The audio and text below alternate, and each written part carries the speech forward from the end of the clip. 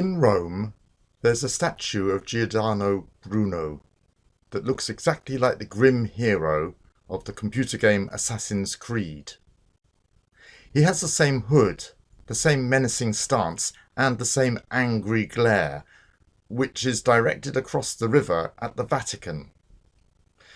The statue marks where Bruno was burned at the stake in 1600 for suggesting that the stars are actually suns that could have planets of their own. He was accused of various other heresies which he denied, but he insistently defended his description of the heavens as the void in which are all these worlds which contain animals and inhabitants no less than our own earth. What's wrong with that?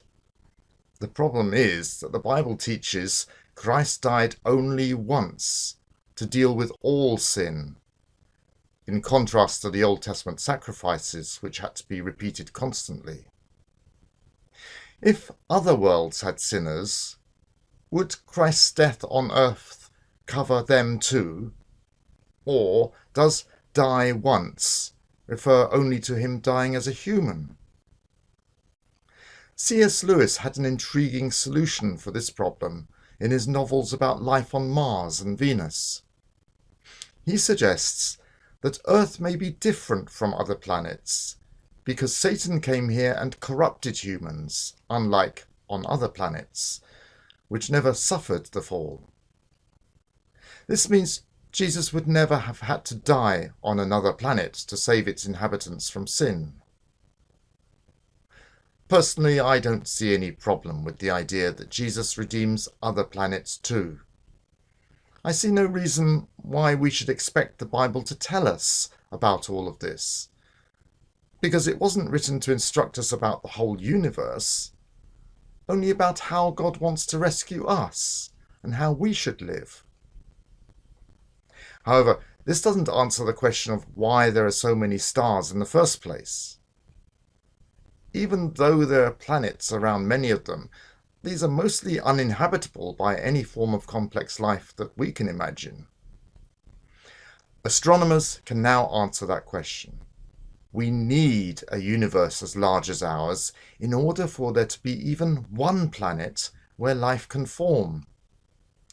The atoms life is made of, such as carbon and oxygen, can only form within the core of the largest stars. And other heavier elements, such as iodine, can only form when those large stars explode as a supernova. This means that complex life can't form until some of those first stars have shone, collapsed, and exploded. These events fling complex elements into space, and then they can coalesce to form solar systems with planets that can sustain life. A universe lighter than ours would expand too thinly, so those large stars would never form, and a universe heavier than ours would soon stop expanding and then contract before those large stars had time to explode and form the elements for life. Our universe, however, is just the right size to form life-supporting planets. Our universe needs to contain 1,000,000 billion stars, because if it contained any fewer, life could never exist on even one planet. When we stare into space, we may realize how small we are in the universe, but we are certainly not insignificant. The Bible's message is that God created this huge universe with a purpose: to support intelligent life. That is, us.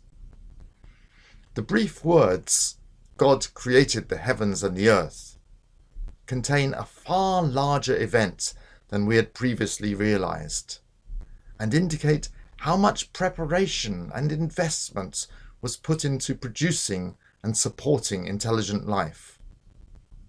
In other words, the vastness of empty space doesn't teach us that we are insignificant. It shows us the opposite.